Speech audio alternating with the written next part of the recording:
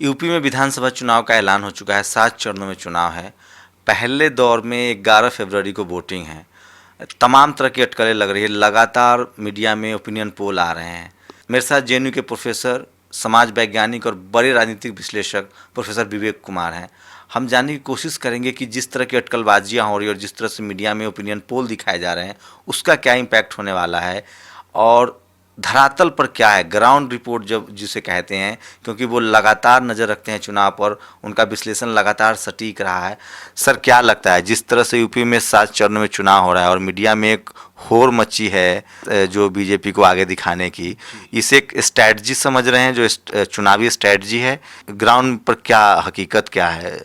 देखिए, मीडिया में जो होड़ मची हुई है या मीडिया के विभिन्न ओपिनियन पोल जो आपको दिखाए जा रहे हैं, उसमें एक बात निकल कर के आ रही है कि यह व्यक्तिवादी चुनाव होने जा रहा है, जिसमें कि व्यक्ति की अस्मिता, यानी कि दिल्ली से एक राष्ट्रीय दल ये बैठ कर के कोशिश कर रहा है कि एक व्यक्ति उत्तर प्रदेश के चुनाव पर भारी है और उसकी अस्मिता पर, उस व्यक्ति की अस्मिता पर मैं नाम ले सकता हूं, प्रधानमंत्री नरेंद्र मोदी की अस्मिता पर भारतीय जनता पार्टी ये सोच रही है कि वह उत्तर प्रदेश के चुनाव में आगे निकल जाएगी। लेकिन ये देखा गया है कि जब व्यक्तियों की अस्मिता पर या चुनाव जब व्यक्ति की आइडेंटिटी पर सीमित हो जाता है, तो वह ग्रास रूट पर, जमीनी स्तर पर कौन सी ऐसी अस्मिता है या कौन सा ऐसा व्यक्ति है, व्यक्तित्व है जो वास्तविकता में इलेक्शन में लड़ रहा है, इस पर बात आ जाती है। इसके 2 उदाहरण देखेंगे आप कि भाजपा ने नरेंद्र मोदी की अस्मिता को दांव पर लगाया दिल्ली में, और दिल्ली में हमने देखा कि वहां पर एक बहुत शक्तिशाली लीडर था जो अरविंद केजरीवाल के रूप में था, और वहां पर भाजपा पटकनी खा गई। फिर भाजपा गई बिहार में, और बिहार में भी उसने यह किया कि माननीय प्रधानमंत्री नरेंद्र मोदी जी की अस्मिता पर दांव खेला और कहा कि नहीं, देखो भाजपा जीत रही है और नरेंद्र मोदी जी उनकी वैतरणी पार लगा देंगे। भाजपा वहां पर भी जो है पटकनी खा गई, क्योंकि वहां पर धरातल पर एक बहुत शक्तिशाली व्यक्तित्व था जिसका नाम है नीतीश कुमार।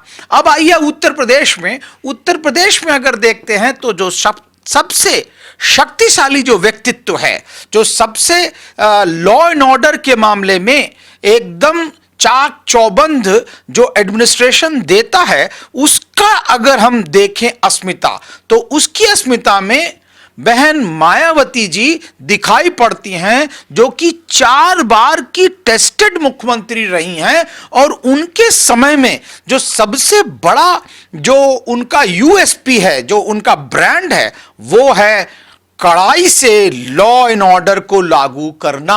और कोई भी उनके जो एडमिनिस्ट्रेशन के दौरान कोई भी सांप्रदायिक दंगा या सांप्रदायिक ताकतें सर नहीं उठाती।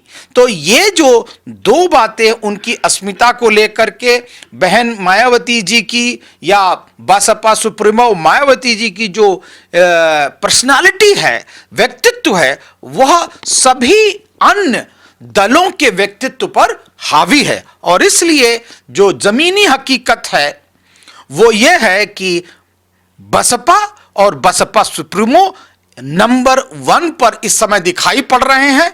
और यह मैं इस आधार पर कह रहा हूं कि इस बहुजन समाज पार्टी के अंदर कोई ओहापोह नहीं है। उसके 406 कैंडिडेट घोषित हो चुके हैं, यानी कि 400 चुनावी कैंडिडेट्स जो कि लड़ेंगे जमीन स्तर पर, वो घोषित हो चुके हैं। दूसरा, उसके यहां चीफ मिनिस्टीरियल कैंडिडेट, मुख्यमंत्री के कैंडिडेट को लेकर के कोई ओहापोह नहीं है, एकदम क्लैरिटी है। फिर उसकी जो संगठनात्मक ढांचे की मशीनरी है वो एकदम चाक चौबंद है, और वो एकदम ऑयल्ड मशीनरी की तरह रवां है, काम कर रही है। और चौथी तरफ आप ये देखेंगे कि उसके कैडर जो हैं वो आइडियोलॉजिकल तौर पर, वैचारिक तौर पर अब फूले अंबेडकरी विचारधारा के तहत, सर्वजन समभाव के तहत वो एकत्र होकर के लड़ाई लड़ रहे हैं। इसलिए जमीनी स्तर पर बहुजन समाज पार्टी दूसरे दलों से, समाजवादी पार्टी के अंदर जो अंतर्कलह है उसके आधार पर, और तीनों समाजवादी पार्टी हो, कांग्रेस हो और भारतीय जनता पार्टी हो, ये अभी तक अपने एक भी कैंडिडेट घोषित नहीं कर पाए हैं। इनके मुख्यमंत्री कौन होंगे ये पता नहीं है। 406 कॉन्स्टिट्यूएंसी में कौन लड़ेगा, तो इनकी विचारधारा क्लियर नहीं है। तो अब आप बताइए कि धरातल पर कैसे जो सवर्णवादी मीडिया है, जो वर्चस्ववादी मीडिया है, कॉरपोरेट घरानों का मीडिया है, वो कैसे दूसरे दलों को बसपा से आगे दिखाई दे रहा है, ये नहीं समझ में आ रहा है। सर, जिस तरह से एक गठबंधन की बात कही जा रही है अखिलेश, कांग्रेस और कई और छोटे छोटे दलों का, तो क्या लग रहा है कि जो मुस्लिम मतदाता है, जो मुस्लिम समाज के लोग हैं, उनको रिझाने की कोशिश है, उनको अपने पक्ष में लाने की कोशिश है, जो एक तरफा एक पार्टी विशेष की तरफ, बीएसपी की तरफ ज़्यादा दिख रहा है? देखिए, ये जो बार बार ये लग रहा है कि छोटे छोटे दल गठबंधन कर लेंगे, बार बार अखबार में ये आता है कि सपा आरजेडी से, आरएलडी से कर लेगा, राष्ट्रीय लोक दल से गठबंधन कर लेगा, ये दिखाया जाता है सपा कांग्रेस से गठबंधन कर लेगा। लेकिन वास्तविकता ये है कि ये स्पेशली जो हमारा मुसलमान मतदाता है उसको कंफ्यूज करने के लिए बार बार ये लोग ये शगुफा छोड़ते हैं कि सपा देखिए कमजोर हो गई है लेकिन वो गठबंधन कर लेगी और कांग्रेस से गठबंधन कर लेगी तो मजबूत हो जाएगी, इसलिए वो हिलेगा नहीं।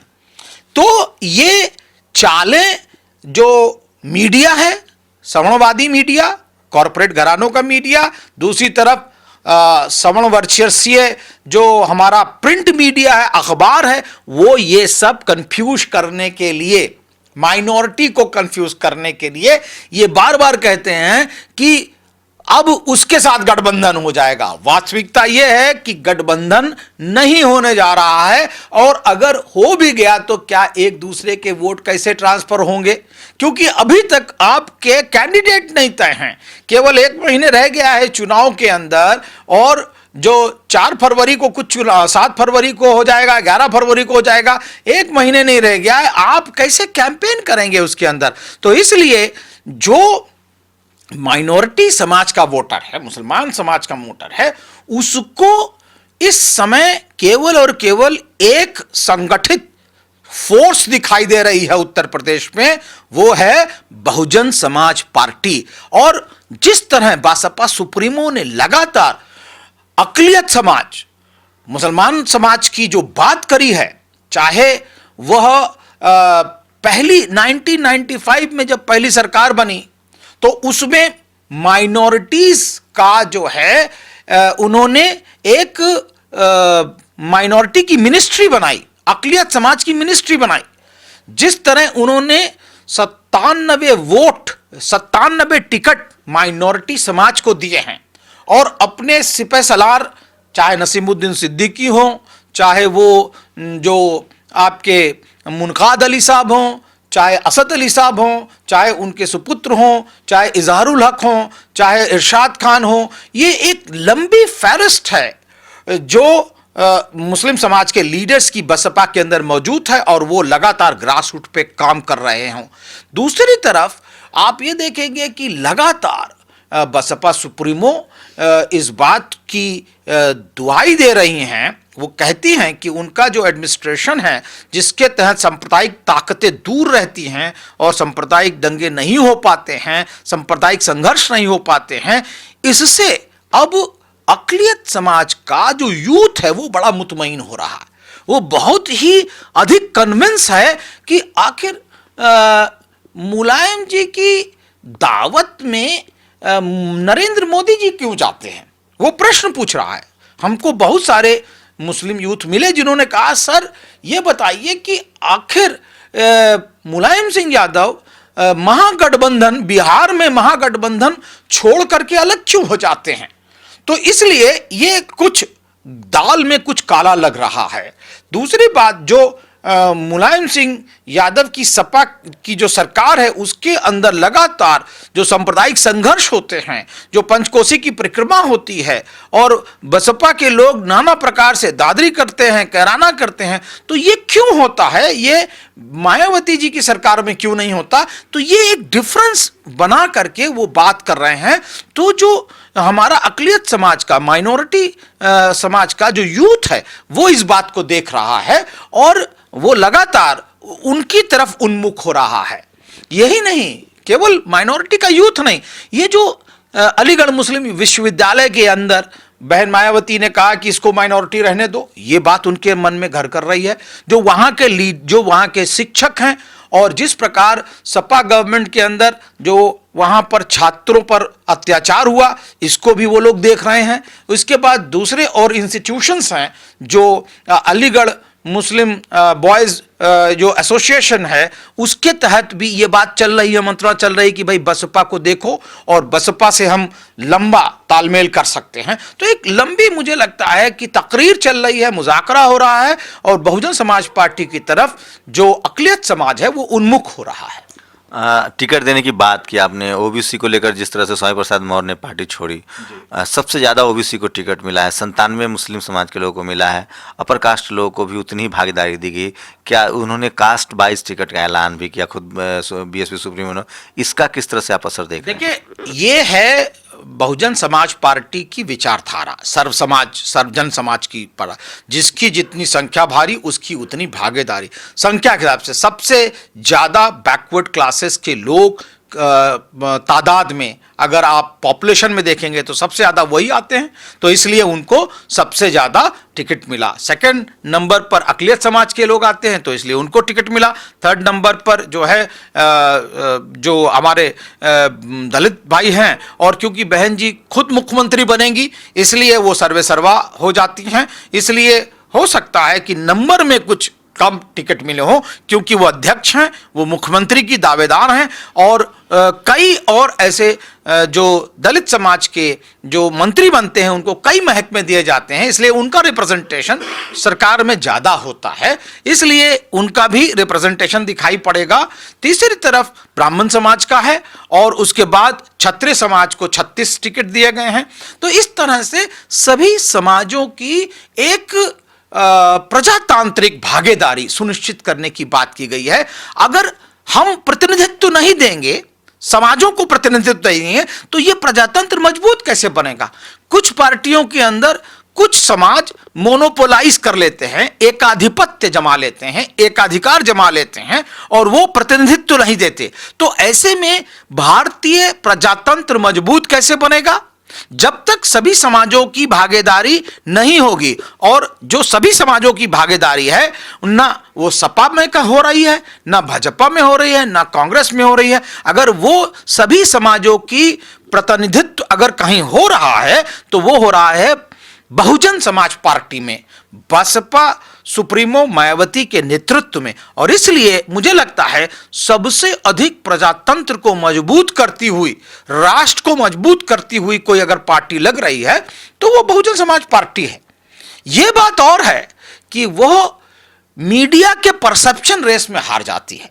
मीडिया में उसको, कॉर्पोरेट मीडिया उसको नहीं दिखाता, उसकी बातों पर नकारात्मक छवि बनाता है, जरा जरा सी बात पर नकारात्मक छवि बनाता है और उसकी रैली नहीं दिखाता, उसके जो उम्मीदवार होते हैं उनकी कवरेज नहीं करता और वह यह बताता है कि नहीं, ये बोल नहीं पा रहे हैं लोग, इसलिए उसको किनारे कर दिया जाता है। जिस तरह से सपा में बाप बेटे के बीच कलह है, अखिलेश मुलायम के बीच, उस पर आपकी क्या प्रतिक्रिया और ये किस तरफ जाता दिख रहा है? देखिए, मुझे लगता है कि इसके अंदर अगर हम देखेंगे तो बहुत विभिन्न प्रकार की शक्तियां काम कर रही हैं और बकौल मुलायम सिंह यादव ने स्वयं कहा कि राम गोपाल यादव 6 बार जो है भाजपा के अध्यक्ष से मिले, तो कहीं ना कहीं वो हाथ भी दिखाई पड़ रहा है। और दूसरी तरफ आप देखेंगे कि जो सत्ता का वितरण होना चाहिए वो नहीं दिखाई पड़ रहा है। समाजों का वहां पर लीडर नहीं दिखाई पड़ रहे हैं। वहां पर केवल और केवल एक परिवार के लीडर दिखाई पड़ रहे हैं। वहां पर जो उत्तर प्रदेश में विभिन्न समाज हैं, बैकवर्ड क्लास का लीडर कौन है, वहां पर माइनॉरिटी का लीडर कौन है, वहां पर जो है ब्राह्मण समाज का लीडर कौन है, वहां दलित समाज का लीडर कौन है। जो पिछली बार दलित समाज के 58 एमएलए चुन करके आए थे सपा के अंदर, वो चू नहीं कर पाए, और आरक्षण जो था दलितों का, प्रमोशन में आरक्षण, वो रद्द हुआ और सपा की सरकार में रद्द हुआ, और 58 शेड्यूल कास्ट के संवैधानिक तौर पर चुने हुए जो एमएलए थे वो चू नहीं कर पाए, और यहां तक कि जो प्रमोशन का दंश झेला, प्रमोशन में रिजर्वेशन जो खत्म हुआ, उनका रिवर्शन हुआ, उनको उन्हीं की पिछली पोजीशन में भेज दिया गया। ये जो दंश झेला है, इससे मुझे लगता है दिखाई पड़ता है कि सपा की जो गवर्नमेंट है वो समाज से सत्ता साझा नहीं कर सकती, वो परिवार तक सत्ता सीमित रखती है। इसलिए जो बहुजन समाज है उसमें schedule caste, schedule tribe, backward classes, जो मोस्ट राजभर समाज, कुशवाहा समाज, मौर्य समाज, ये जो पाल समाज, गरेडिया समाज, और बैकवर्ड क्लासेस में जो मुस्लिम समाज है, उसके अंदर बहुत सारी जो समाज हैं, वह देख रहा है कि आखिर कौन सा ऐसा दल है जिसके अंदर हम सत्ता के में भागीदारी बन कर सकते हैं, और वो है बहुजन समाज पार्टी। इसलिए सपा बिना सत्ता को साझा किए उस बोझ के तले दब रही है और टूट रही है, दरक रही है। एक राजनीतिक विश्लेषक के तौर पे आप कांग्रेस और बीजेपी के लिए क्या देखते हैं यूपी में? मुझे लगता है कि भाजपा तीसरे नंबर पर और कांग्रेस चौथे नंबर की लड़ाई लड़ रही है। असली लड़ाई जो है वो बसपा से सबकी है। बसपा नंबर 1 और बाकी सब पार्टियां उससे लड़ रही हैं अपना जो है वजूद प्राप्त करने के लिए, क्योंकि बसपा की जो तैयारी है, मुझे नहीं लगता है कि उस तैयारी पर कोई खरा उतरता है, चाहे वो उसके मुख्यमंत्री का कैंडिडेट हो, चाहे उसके 406 कैंडिडेट हो, जो कि एक एक चुनावी प्रत्याशी जो है, चुनाव का प्रत्याशी है, वो अपने क्षेत्र का कई बार दौरा कर चुका है, जबकि दूसरे जो लोग हैं वो अभी अपने प्रत्याशियों का चुनाव ही नहीं कर पाए हैं, उसकी लिस्ट नहीं घोषित कर पाए हैं। तो ये जो तैयारी है उसके हिसाब से मुझे लगता है बसपा नंबर 1 और उसकी लड़ाई कांग्रेस से भी और सपा से भी, भाजपा से भी और आरएलडी से भी।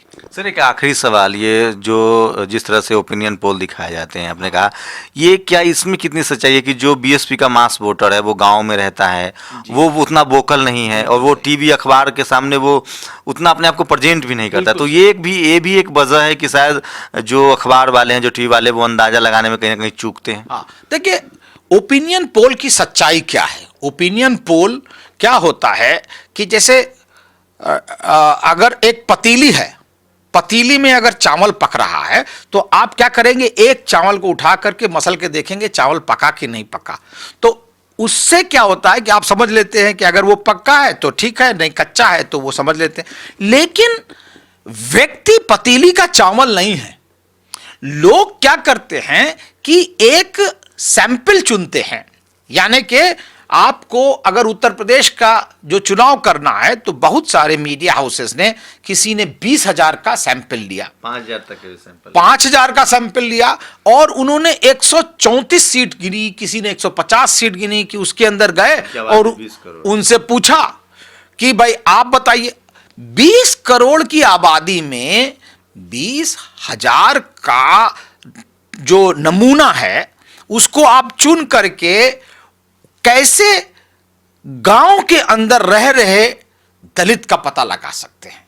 चमरौटी में और जैसे घुसियाने में, पसियाने में जो लोग रह रहे हैं उनको आप कैसे बताएंगे।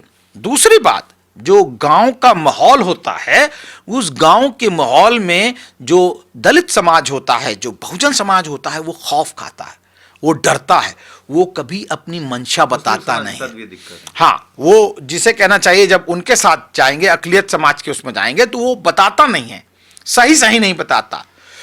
दूसरे समाज, सवर्ण समाज के लोग जो भाजपा को सपोर्ट कर रहे होते हैं, कभी कभी सपा वाले भी, कांग्रेस वाले, वो वोकल होते, बहुत बोलते हैं, बहुत। आप एक बात बोलिए, वो 4 बात बताएंगे। उसको जो शोध करता होता है, जो नोट करने जाता है, वो नोट कर लेता है और फिर आके वही गणना करता है और फिर वो बताता है कि इतने % वोट मिल रहे हैं, किसी को 30%, किसी को 20%।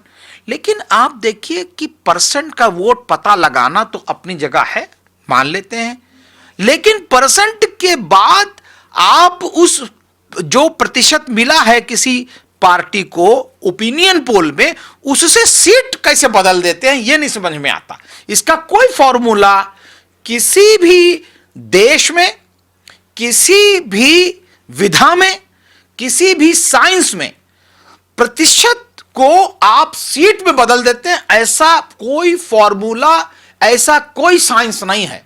मैं देशवासियों से डंके की चोट पर यह कहना चाहता हूं कि ऐसी कोई साइंस नहीं है, ऐसा कोई विज्ञान नहीं है जो वोट प्रतिशत को जो है सीट में परिवर्तित कर सके।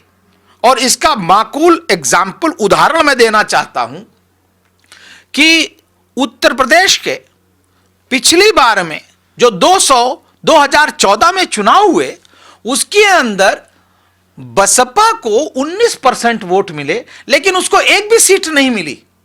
और वहीं पर कांग्रेस को केवल 7% वोट मिलते हैं, उसको 2 सीट मिल जाती है। तो आप अगर वोट परसेंटेज को सीट में परिवर्तित करेंगे तो इसका मतलब वोट सीट मिलनी चाहिए थी बसपा को, लेकिन यहां तो 19% वोट लाने के बाद भी बसपा को 1 सीट नहीं मिली। तो इसलिए इसी तरह आप 2009 में चले जाएं, 2009 में जो इलेक्शन हुए थे, केंद्र के इलेक्शन, यानी कि लोकसभा के इलेक्शन 2009 में हुए।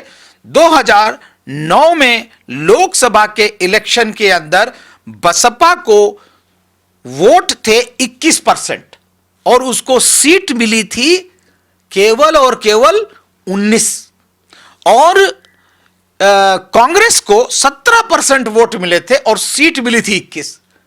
कम वोट % वाले को ज्यादा सीट मिल रही है और ज्यादा वोट % वाले को कम सीट मिल रही है। इसलिए यह स्थापित सत्य है, फैक्ट है, तथ्य है, और यह वैज्ञानिक तथ्य भी है कि आप जो इलेक्शन में, चुनावों में, ओपिनियन पोल में और एग्जिट पोल में जो चुनाव के बाद होता है, उसमें मिले हुए मत प्रतिशत को सीट में नहीं परिवर्तित कर सकते। इसलिए मैं बहुजन समाज से भी अपनी गुजारिश करूंगा और देशवासियों से यह गुजारिश करूंगा कि कभी भी ओपिनियन पोल को आप सत्य न माने। ऐसा कोई विज्ञान नहीं है जो प्रतिशत वोट को सीटों में परिवर्तित कर सके, और ऐसे में बसपा को हमेशा घाटा दिखाया जाता है, हमेशा घाटा होता है, क्योंकि उसके वोटर जो होते हैं, उसके जो सपोर्टर होते हैं, वो बहुत नहीं बोलते, डर के, और गंदी जगह भी रहते हैं। कभी कभी वो मलिन बस्तियों में रहते हैं, गांव के अंदर रहते हैं, जहां पर मीडिया वाले पहुंच नहीं सकते, इसलिए उनकी रिकॉर्डिंग हमेशा कम होती है। तो ये थे राजनीतिक विश्लेषक प्रोफेसर विवेक कुमार, जिनका लगातार मैं पिछले 10-15 सालों से देख रहा हूँ, जो मैं देख रहा हूँ उससे पहले से ये विश्लेषण करते आ रहे हैं और बहुत सटीक बैठता है। सारे टीवी चैनल्स पर जाते हैं, बात करते हैं, तो बहुत ज़रूरी है कि आप इन तमाम चीज़ों को समझिए, परखिए। और जिस तरह से ओपिनियन पोल, अब तक भारत में लगभग ओपिनियन पोल फेल होते रहे हैं, यूपी में भी इसी तरह का माहौल बनाने की कोशिश होती है, उसके एक अपने नफ़ा नुकसान है। लेकिन प्रोफेसर विवेक की माने तो जो ग्राउंड की, जो धरातल पर जो जानकारी है, जो रिपोर्ट है, उसमें फ़िलहाल बीएसपी एक बड़ी पार्टी के रूप में बड़ी लीड लेते हुए दिख रही है। और शायद इसकी वजह तैयारी भी हो सकती है, क्योंकि बीएसपी सुप्रीमो ने सारे कैंडिडेट घोषित कर दिए हैं, सीएम की वो कैंडिडेट है, बाकी पार्टियों में अभी वो तैयारी के लेवल पर भी काफ़ी पीछे है, तो इसका भी चुनाव पर असर पड़ता है। और अंतिम फैसला तो चुनाव के बाद ही होगा, जब काउंटिंग होगी। लेकिन इन हालात में आप कड़ी नज़र रखिए, सावधानी से चीज़ों को देखिए और अपना वोट जरूर कीजिए। कैमरामैन गौतम के साथ शंभू कुमार सिंह, नेशनल दस्तक, JNU, दिल्ली।